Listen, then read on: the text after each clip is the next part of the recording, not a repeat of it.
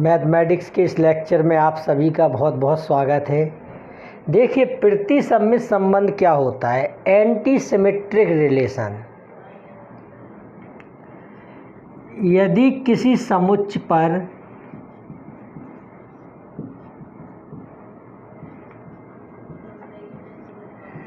ए पर कोई संबंध R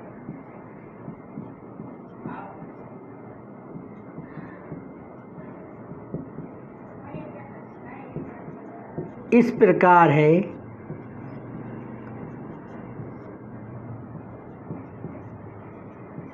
A comma be related है आर से और बी कॉमा ए रिलेटेड हो किससे, आर से। यानी कि बी कॉमा ए बिलोंग करे आर को, ए कॉमा बी आर को बिलोंग करे और बी कॉमा आर को बिलोंग करे, तब ए बराबर बी हो जाए।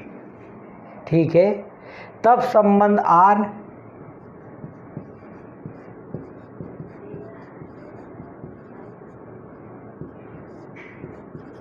प्रतिसम्मित संबंध कहलाता है। प्रतिसम्मित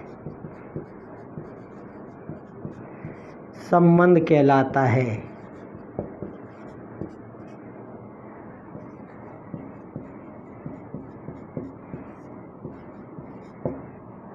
ठीक है, कि ए रिलेटेड हो बी से और बी रिलेटेड हो किससे, ए से,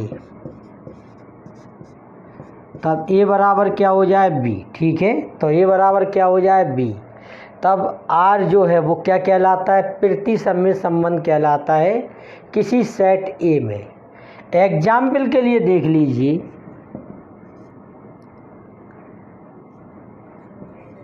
यदि x ग्रेटर देन है y से और y ग्रेटर देन है x से, तो इसका मतलब हो जाता है x y के इक्वल है। एक और एग्जाम्पल ले सकते हो आप इसी का। यदि a सबसेट है b का और b सबसेट है a का, तब a और b बराबर हो जाते हैं। ठीक है, तो ये सबसेट है वो एंटी सिमेट्रिक रिलेशन देता है। देखिए, तत्समक संबंध किसे कहते हैं, यानी कि आइडेंटिटी रिलेशन। किसी समुच्च ए पर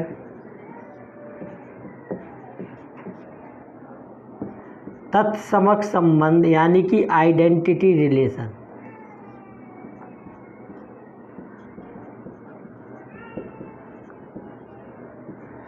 IA से निरूपित किया जाता है।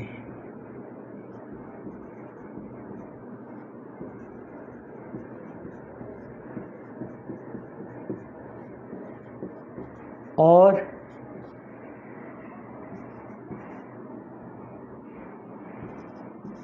यह निम्नलिखित रूप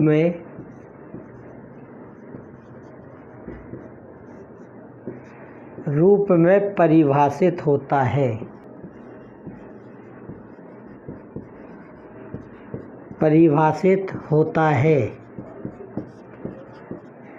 IA इक्वल होता है A comma A such that A belong करता है कैपिटल ए को, तब इसको कहते हैं तत्समक संबंध, आइडेंटिटी रिलेशन। ठीक है, देखिए, फलन या प्रतिचित्रण किसे कहते हैं, बहुत ध्यान से समझिए। माना ए और बी दो अरिक्त समुच्च हैं।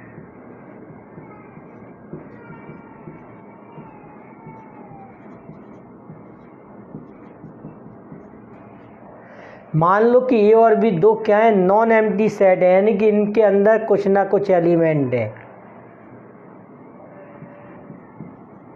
तब किसी संबंध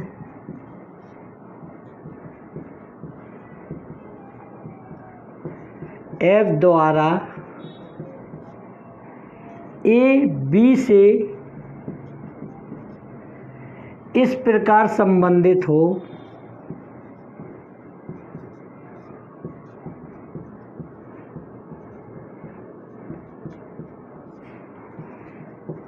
कि ए का प्रत्येक अवयव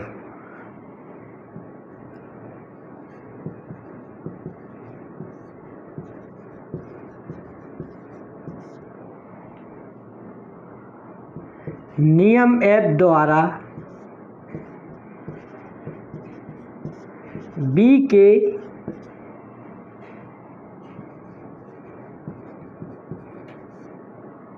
किसी एक अवयव से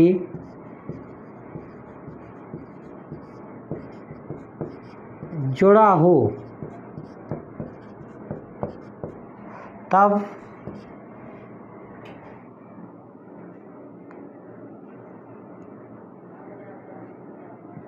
इसको ए से बी में फलन कहते हैं।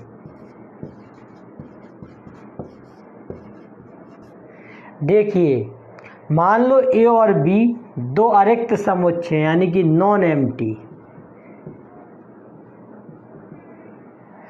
तब किसी संबंध F द्वारा ए बी से इस प्रकार संबंधित हो कि ए का प्रत्येक अवयव नियम F द्वारा बी के किसी एक अवयव से जुड़ा हो, तब इसको ए से बी में फलन कहते हैं।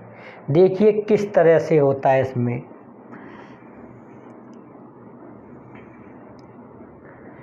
बड़े ध्यान से समझना इसको। मान के चलिए दोनों एक दूसरे से नियम F द्वारा जुड़े हुए हैं। ये कोई सेट ए है और ये क्या है, बी है।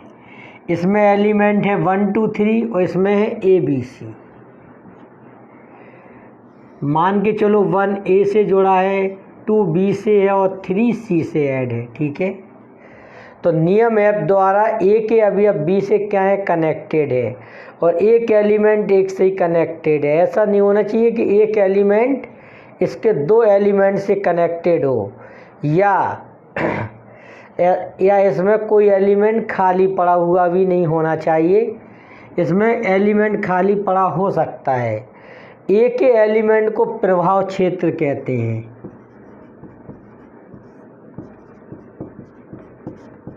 यानी कि डोमेन कहते हैं इसको। 1 2 3 और कर्ली ब्रैकेट में लिखते हैं। इसको कहते हैं कोडोमेन या परिसर कहते हैं इसको, परिसर, कोडोमेन, और इंग्लिश में कहते हैं रेंज और कोडोमेन।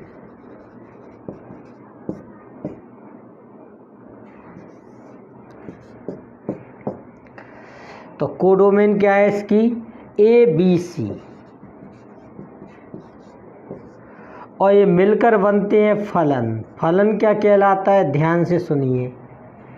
1 कनेक्टेड है ए से तो 1 कॉमा ए, और 2 कनेक्टेड है बी से तो 2 कॉमा बी, और 3 कनेक्टेड है सी से तो 3 कॉमा सी। इस तरह से इन्हें क्रमित युग्म या ऑर्डर्ड पेयर में लिख देते हैं। इस तरह से इनको लिखकर व्यक्त करते हैं। देखिए और एग्जाम्पल समझिए।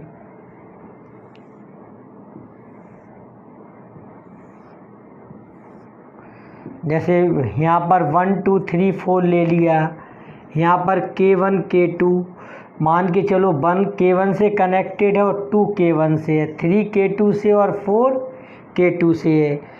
यहाँ के दो एलिमेंट या सभी एलिमेंट एक से कनेक्ट हो सकते हैं, तो ये मैपिंग है, ध्यान रखना।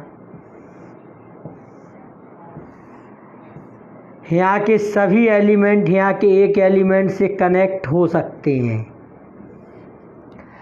इसको ऐसे समझ लो, इसको आप स्टूडेंट की तरह देखोगे और इसको कॉलेजेस। देखो एक सभी स्टूडेंट एक कॉलेज में पढ़ सकते हैं, ठीक है, लेकिन एक स्टूडेंट 2 कॉलेज में नहीं जा सकता है। देखिए जैसे गांव का सीन रहता है, सभी गांव के बच्चे आपने देखा होगा, ये छोटे छोटे बच्चे हैं, वो एक ही स्कूल में पढ़ने जाते हैं। तो ये मैपिंग है, ठीक है, ये फलन है, प्रतिचित्रण है। ध्यान दीजिए। और स्टूडेंट का मतलब होता है विद्यार्थी, जो किसी न किसी कॉलेज से या स्कूल से अटैच होना चाहिए। ठीक है, समझ गए। ऐसा नहीं है कि यहाँ पर कोई एलिमेंट खाली पड़ा हो, लेकिन हाँ कॉलेज खाली पड़े हो सकते हैं। ठीक है, इतनी बात। जैसे कि ये 1 2 3 और ए बी है, ठीक है, और सी। मान के चलो हमने एक ऐसा एग्जाम्पल बना दिया, तो ये प्रतिचित्रण नहीं है। क्यों नहीं है? क्योंकि यहाँ का एक एलिमेंट यहाँ के दो एलिमेंट से कनेक्ट है। ठीक है, एक स्टूडेंट दो कॉलेज में पढ़ रहा है, इस तरह की मैपिंग नॉट पॉसिबल। ठीक है, इसको ध्यान रखना। तो ये मैपिंग नहीं है। और देख लीजिए एग्जाम्पल,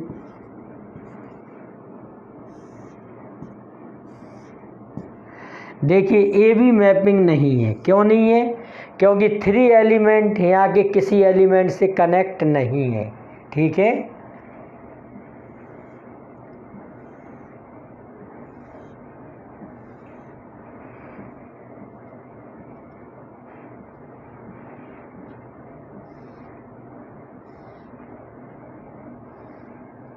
देखो ए मैपिंग है, इसमें कोई एलिमेंट पड़ा, मतलब इसमें कोई एलिमेंट आपका खाली पड़ा हो सकता है। ठीक है, इसमें नहीं हो सकता। देखिए इसमें कोई एलिमेंट खाली पड़ा हो सकता है। अब परास और कोडोमेन में अंतर समझ लीजिए। परास में वो एलिमेंट आते हैं जिनमें इमेज बन रही हो, और कोडोमेन में सब एलिमेंट आते हैं। कोडोमेन में क्या आते हैं? सभी एलिमेंट आते हैं।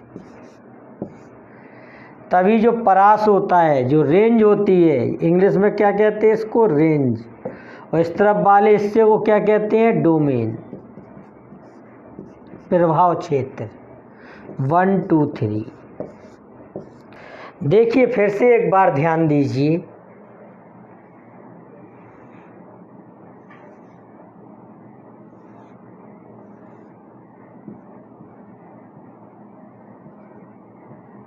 इस तरफ वाले का कोई एलिमेंट खाली पड़ा नहीं हो सकता। ठीक है, इस तरफ वाले का कोई भी एलिमेंट खाली पड़ा नहीं हो सकता, क्योंकि ये स्टूडेंट होते हैं और एक कॉलेज होते हैं ना, ऐसा समझ सकते हो। स्टूडेंट किसी न किसी कॉलेज से या स्कूल से क्या होगा? कनेक्टेड होगा। जैसे अगर ऐसा लिखा हो तो ये मैपिंग नहीं है। ठीक है, क्योंकि 3 किसी भी एलिमेंट से कनेक्ट नहीं है। समझ गए इस बात को? इस बात को भी समझ लो। हो सकते हैं 2 कॉलेज हैं। ठीक है, तो ये 2 बच्चे जो हैं वो एक कॉलेज में जाते हों, और ये 2 बच्चे बाकी के क्या हों? ये दूसरे कॉलेज में जा सकते हैं। तो ये मैपिंग है, ध्यान रखना। एक बच्चा दो कॉलेज से कनेक्ट नहीं हो सकता, लेकिन 2 स्टूडेंट एक कॉलेज में जा सकते हैं। और एग्जाम्पल देखिए, ऐसा भी हो सकता है, हम बता चुके आपको, सभी स्टूडेंट एक ही कॉलेज में जाएं, ये भी पॉसिबल है। और यहाँ K1। ठीक है, अब इसी में हम बता दें आपको, इसका प्रभाव क्षेत्र या डोमेन क्या होगा? डोमेन होगा इसका 1 2 3 4, और इसको किस में लिखना है? कर्ली ब्रैकेट में। इसका परास क्या होगा? K। और इसका कोडोमेन क्या होगा? कोडोमेन में सब आते हैं। और इसका फलन या फंक्शन लिखना हो तो कैसे लिखोगे? देखिए, अगर F से कनेक्टेड है तो F बराबर लिखोगे। 1 किससे कनेक्ट है? K से। 1, K और 2, K और 3, K और 4, K, इस तरीके से।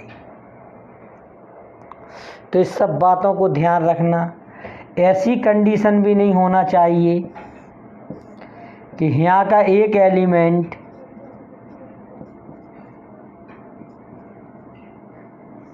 यहाँ का एक एलिमेंट यहाँ के दो एलिमेंट से क्या हो, कनेक्टेड हो। ठीक है,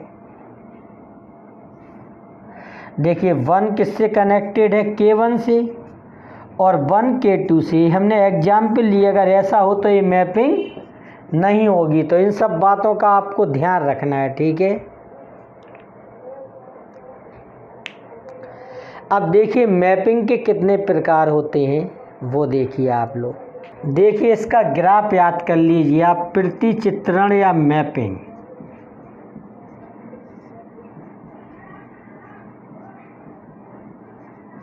देखिए प्रतिचित्रण दो प्रकार का होता है यहाँ पर। एक होता है आच्छादक प्रतिचित्रण,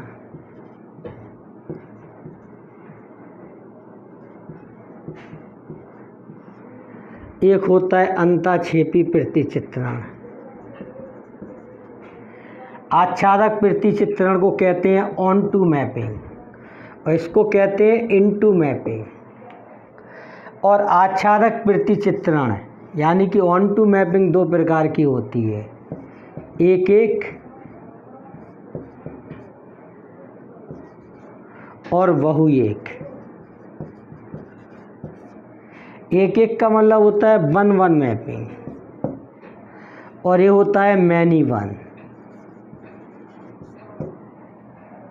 और अंतःक्षेपी प्रतिचित्रण भी दो प्रकार के होते हैं, एक होता है एक एक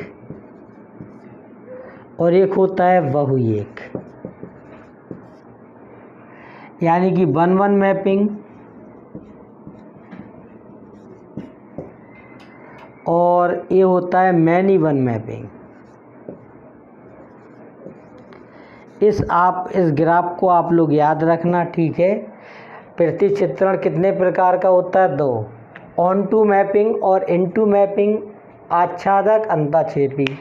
आच्छादक प्रतिचित्रण दो प्रकार का होता है, एक एक बहु एक। अंतःक्षेपी प्रतिचित्रण दो प्रकार का होता है, एक एक बहु एक, यानी कि 1-1 और मैनी वन मैपिंग। देखिए आच्छादक प्रतिचित्रण किसे कहते हैं, ऑन टू मैपिंग किसे कहते हैं। इसमें परास और कोडोमेन एक ही होते हैं। परास बराबर होता है कोडोमेन, याद कर लो। यानी कि राइट हैंड साइड में कोई भी एलिमेंट ऐसा नहीं होता है जिसकी प्री इमेज ना बन रही हो। इसमें परास और कोडोमेन एक समान होते हैं। ये अलग अलग कब हो जाते हैं, जब इसमें कोई एलिमेंट क्या हो, खाली पड़ा हो, तब परास और कोडोमेन अलग अलग हो जाते हैं। जैसे हम एग्जाम्पल दें, जैसे 1 2 3 है और ये ABCD है, मान के चलो। 1 की इमेज A पर है और 2 की B पर है और 3 की C पर है। इस कंडीशन में देखिए D एलिमेंट खाली पड़ा हुआ है। इसका परास होगा ABC और कोडोमेन होगा ABCD। तो आच्छादक प्रतिचित्रण में कोई भी एलिमेंट खाली पड़ा नहीं होता है। ठीक है, इसमें कोई भी एलिमेंट ऐसा नहीं होगा जिसकी इमेज ना बन रही हो, तब इसको कहते हैं आच्छादक प्रतिचित्रण। ठीक है, क्योंकि इसमें परास कितना है, रेंज कितनी है, ABC, और कोडोमेन भी क्या है, ABC। ध्यान रखो। ठीक है, इसमें एक एलिमेंट एक से कनेक्टेड है, इसलिए एक एक प्रतिचित्रण है और आच्छादक है, क्योंकि परास और कोडोमेन क्या है, एक ही बात है। इसमें परास कितना है, ABC, और इसका कोडोमेन निकालोगे तो आप कितना आएगा, तो अभी आपको क्या मिलेगा, ABC। और प्रभाव क्षेत्र क्या है इसमें, यानी कि डोमेन क्या है इसका, 1 2 3। और इसका अगर फंक्शन लिखना चाहें तब कैसे लिखोगे, 1 की इमेज A पर है तो क्या लिखोगे, 1, A। 2 की इमेज B पर है, 2, B, और 3 की C पर है तो 3, C लिखोगे इस तरीके से। तो एक कौन सा एग्जाम्पल हुआ, A है एक एक, क्योंकि एक एलिमेंट एक से ही कनेक्टेड है, एक एक आच्छादक प्रतिचित्रण। इसको याद कर लीजिए अच्छी तरीके से। इसमें कोई एलिमेंट खाली पड़ा नहीं होगा आच्छादक प्रति चित्रण में, हर एलिमेंट अपनी प्री इमेज रखता है। एक एग्जाम्पल और ध्यान दीजिए, 1 2 3 और मान लीजिए यहाँ के है, के और K1 है, ठीक है। तो यहाँ भी कोई एलिमेंट खाली नहीं पड़ा है, तो ये आच्छादक प्रति चित्रण है। और साथ में देखो दो एलिमेंट एक पर इमेज बना रहे हैं, तो ये बहु एक आच्छादक प्रति चित्रण कहलाएगा। यहाँ पर एक एलिमेंट एक पर इमेज बना रहा है, इसलिए एक एक है, और ये क्या है, ये है बहु एक आच्छादक प्रति चित्रण।